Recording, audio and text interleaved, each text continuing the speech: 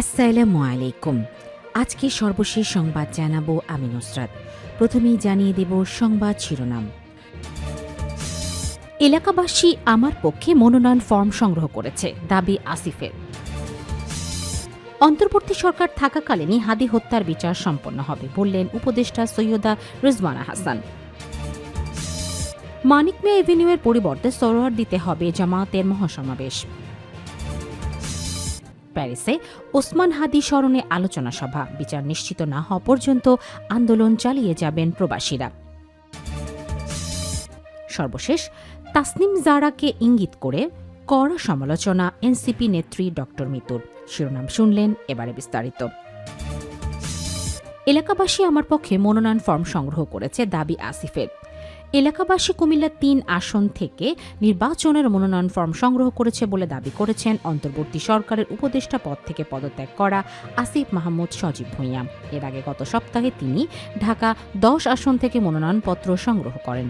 শনিবার ২৬ ডিসেম্বর এক সংবাদ মাধ্যমকে দেয়া সাক্ষাৎকারে আসিফ মাহমুদ বলেন, কুমিল্লার মনোনয়নপত্র আমি নেইনি, কিন্তু এলাকার মানুষজন চায় আমি মুরাদনগর থেকে নির্বাচন করি। আমার অজান্তেই ওনারা নমিনেশন ফর্ম সংগ্রহ করেছেন। আমি ঢাকা 10-এর প্রার্থী হচ্ছি। আসিফ মাহমুদ সজীব ভূঁইয়ার বাড়ি কুমিল্লার মুরাদনগর উপজেলার। সেখানকারই ভোটার ছিলেন তিনি। নভেম্বরে ভোটার এলাকা পরিবর্তনের আবেদন করে তিনি ঢাকা 10 আসনের ভোটার হন। গত 12 ডিসেম্বর সামাজিক যোগাযোগ মাধ্যম ফেসবুকে দেয়া এক ভিডিও বার্তায় আসিফ মাহমুদ ঘোষণা দেন তিনি ঢাকা 10 আসন থেকে স্বতন্ত্র প্রার্থী হিসেবে নির্বাচনে অংশ নেবেন। এর আগে নির্বাচনের তফসিল ঘোষিত হওয়ার আগের দিন গত 10 ডিসেম্বর সন্ধ্যায় তিনি উপদেষ্টা পরিষদ থেকে পদত্যাগ করেন। অন্তর্বর্তী সরকার থাকাকালীনই হাদি হত্যার বিচার সম্পন্ন হবে বললেন উপদেষ্টা সৈয়দা রিজওয়ানা হাসান। অন্তর্বর্তী সরকার থাকাকালীনই শহীদ শরীফ ওসমান হাদিকে যারা হত্যা করেছে তাদের বিচার সম্পন্ন করা হবে বলে আশ্বাস দিয়েছেন অন্তর্বর্তী সরকারের পরিবেশ, বন ও জলবায়ু পরিবর্তন মন্ত্রণালয়ের উপদেষ্টা সৈয়দা রিজওয়ানা হাসান। শনিবার ২৭ ডিসেম্বর দিবাগত রাতে রাজধানীর শাহবাগ মোড়ের ইনকিলাব মঞ্চের অবস্থান কর্মসূচিতে এসে তিনি এই আশ্বাস দেন। রিজওয়ানা হাসান বলেন, আমরা শহীদ হাদির পরিবারের সঙ্গে নিয়মিত যোগাযোগ রাখছি। এই বাংলাদেশের মাটিতে অন্তর্বর্তী সরকার থাকাকালীন সময়ের মধ্যেই যারা আমাদের হাদিকে হত্যা করেছে তাদের বিচার সম্পন্ন করা হবে। তিনি বলেন, শহীদ হাদির মৃত্যু ছিল অত্যন্ত করুণ ও হৃদয় বিদারক। হাদিকে আমি আমার ভাই মনে করতাম। দেশের জন্য তার শহীদ হয়ে যাওয়াটা আমাদের জন্য অপূরণীয় ক্ষতি। যে মানুষের জানা যায় ১২ থেকে ১৫ লাখ মানুষ অংশ নেয়, তার হত্যার বিচার নিশ্চিত করা একটি জাতীয় দায়িত্ব। উপদেষ্টা আরও বলেন, অন্তর্বর্তী সরকার হয়তো আন্দোলনকারীদের মতো শাহবাগে বসে নেই, তবে সরকার এই হত্যাকাণ্ডে জড়িত প্রত্যেককে চিহ্নিত করে বিচারের মুখোমুখি করতে নিরলসভাবে কাজ করে যাচ্ছে। আমরা শত্রুপক্ষের মুখোমুখি দাঁড়িয়ে তদন্ত করছি, তাই এমন কোনো তথ্য প্রকাশ করছি না যা প্রতিপক্ষকে শক্তিশালী করে তুলতে পারে। রিজওয়ানা হাসান জানান, সব পরীক্ষা নিরীক্ষা সম্পন্ন করে এই হত্যাকাণ্ডের চার্জশিট সুনির্দিষ্টভাবে দাখিল করা হবে। ইনশাআল্লাহ ৭ জানুয়ারি ২০২৫-এর পর চার্জশিট দেয়া হবে এবং অন্তর্বর্তী সরকার থাকাকালীন সময়ে দ্রুত বিচার সম্পন্ন করা হবে। তিনি আরও বলেন, অতীতে আসিয়া হত্যাকাণ্ডের ঘটনায় মাত্র ৬ কার্যদিবসের মধ্যে বিচার সম্পন্ন হয়েছে। সে অভিজ্ঞতা থেকেই সরকার এবারও নির্ভুল ও শক্তিশালী চার্জশিট দিতে চায়, যাতে কোনো ধরনের ফাঁকফোকর না থাকে।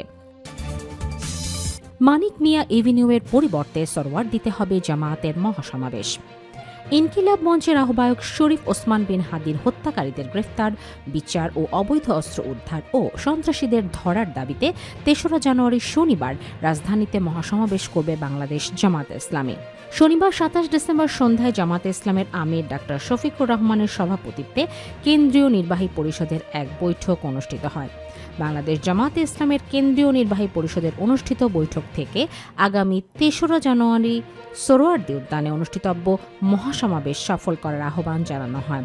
জামায়াতের কেন্দ্রীয় কার্যালয়ে অনুষ্ঠিত এই বৈঠকে সংগঠনের নায়েবে আমির, সেক্রেটারি জেনারেল এবং সহকারী সেক্রেটারি জেনারেল সহ কেন্দ্রীয় নির্বাহী পরিষদের সদস্যরা অংশগ্রহণ করেন।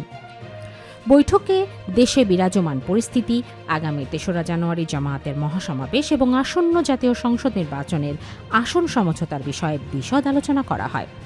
দেশ ও জাতির কল্যাণ, ন্যায় ও সত্য প্রতিষ্ঠা করে আগামী দিনের বাংলাদেশকে শান্তি এবং কল্যাণকর রাষ্ট্রে পরিণত করার লক্ষ্যে সর্বস্তরের জনগণকে ঐক্যবদ্ধ হওয়ার আহ্বান জানানো হয়। এই লক্ষ্যে আগামী শনিবার ৩রা জানুয়ারি ঢাকার সরোয়ার্দী উদ্যানের মহাসমাবেশ সফল করার জন্য দেশবাসীর প্রতি আহ্বান জানানো হয়। জামাত সূত্রে জানা গেছে, প্রথমে এই সমাবেশের স্থান হিসাবে ঢাকার মানিক মিয়া এভিনিউয়ে হবে বলে সিদ্ধান্ত নিয়েছিল দলটি। পরে স্থান বদল করে সরোয়ার্দী উদ্যানের নাম ঘোষণা করা হয়েছে। মহাসমাবেশ সফল করতে এরই মধ্যে জামায়াতের সেক্রেটারি জেনারেল মিয়া গোলাম পারওয়ারের নেতৃত্বে সমাবেশ বাস্তবায়ন কমিটি হয়েছে। এই কমিটির অধীনে বেশ কয়েকটি সাব কমিটিও গঠন করা হয়েছে। এসব কমিটির সমাবেশ সফল করতে বেশ কয়েকবার বৈঠকও করেছে। জেলা উপজেলা পর্যায় থেকেও ঢাকার লোক আনার চেষ্টা করবে দলটির পক্ষ থেকে এ ব্যাপারে জোর প্রস্তুতি চলছে।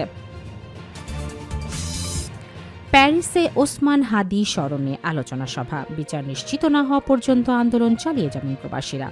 জুলাই গণঅভ্যুত্থানের সম্মুখ যোদ্ধা ও ইনকিলাব মঞ্চের আহ্বায়ক শরীফ ওসমান হাদির হত্যাকাণ্ডের সুষ্ঠু বিচার না হওয়া পর্যন্ত আন্দোলন চালিয়ে যাওয়ার ঘোষণা দিয়েছেন ফ্রান্স প্রবাসী বাংলাদেশিরা। প্রয়োজনে সারা বিশ্বে ছড়িয়ে থাকা কোটি রেমিটেন্স যোদ্ধাদের সাথে নিয়ে আবারও রেমিটেন্স শাট ডাউন কর্মসূচি ঘোষণার হুমকি দেন তারা। শুক্রবার ২৬ ডিসেম্বর সন্ধ্যায় প্যারিসের সন্নিকটে পস্তার একটি রেস্তোরাঁয় অনুষ্ঠিত আলোচনা সভা ও দোয়া অনুষ্ঠানে ঘোষণা দেন তারা। শহীদ শরীফ ওসমান বিন হাদির বিপ্লবী জীবনের উপর আলোচনা এবং তার শাহাদত কবুল এবং এর জন্য এই দোয়া অনুষ্ঠানের আয়োজন করে শহীদ ওসমান হাদি সমর্থক ফোরাম। ফ্রান্সে বাংলাদেশ কমিউনিটির সিনিয়র সিটিজেন ও সাংবাদিক আব্দুল মান্নান আজাদ অনুষ্ঠানে সভাপতিত্ব করেন। ওসমান হাদি সমর্থক ফোরামের আহ্বায়ক ও প্রবাসী সিনিয়র সাংবাদিক FBJ সহ সমন্বয়ক মোহাম্মদ কামরুজ্জামানের পরিচালনায় স্বাগত বক্তব্য রাখেন ফোরামের সদস্য সচিব আজাদি আবুল বাশার হেলাল। তাসনিম জারাকে ইঙ্গিত করে কড়া সমালোচনা এনসিপি নেত্রী ডাক্তার মিতুর। হঠাৎ করে কোনো নির্দিষ্ট দল বা জোটের প্রার্থী হিসাবে নির্বাচনে অংশগ্রহণ না করার ঘোষণা দিয়েছেন দলটির ঢাকা ৯ আসনের এমপি প্রার্থী ও জাতীয় নাগরিক পার্টির সিনিয়র যুগ্ম সদস্য সচিব ডাক্তার তাসনিম জারা। এরপরই বাংলাদেশ জামাত ইসলামী ও ৮ দলীয় জোটের সঙ্গে সম্ভাব্য জোট ও আসন সমঝোতা নিয়ে আপত্তি জানিয়ে জাতীয় নাগরিক পার্টি এনসিপির আহ্বায়ক নাহিদ ইসলামের কাছে লিখিত চিঠি দিয়েছেন দলটির ৩০ নেতা।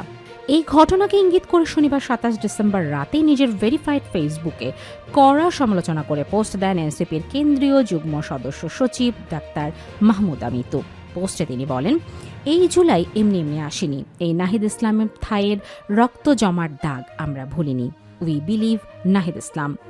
পোস্টের কমেন্টে ডক্টর মাহমুদা মিতু আরও বলেন, যারা জুলাইয়ে ছিল না, যারা দেশের জন্য জাতির জন্য কখনো নিজেকে রিস্কে ফেলেনি, যারা হাদি হত্যার বিচার চায় না, যারা আবরার হত্যায় মুখ বন্ধ করে রেখেছিল, যারা প্রহসনের ইলেকশন নিয়ে কথা বলেনি, তাদের চেয়েও আমাদের সেই সব মানুষ অনেক গুরুত্বপূর্ণ যারা একজন ফলোয়ার নিয়েও দেশের জন্য ১৭ বছর ফাইট করছে। এদিকে কাছাকাছি সময় ফেসবুক পোস্টে তিনি লিখেছেন, এনসিপির আরও ৩ শীর্ষ নেত্রী, তারা হলেন দলটির সিনিয়র যুগ্ম আহ্বায়ক সামান্তা শারমিন, যুগ্ম সদস্য সচিব নুসরাত তাবাসসুম ও যুগ্ম সদস্য সচিব ডাক্তার মাহমুদা মিতু। সামান্তা শারমিন তার পোস্টে লিখেছেন, আমরা লড়াই ছাড়ব না, আল্লাহ সহায়। আর নুসরাত তাবাসসুম লিখেছেন, নীতির চাইতে রাজনীতি বড় নয়, কমিটমেন্ট ইজ কমিটমেন্ট।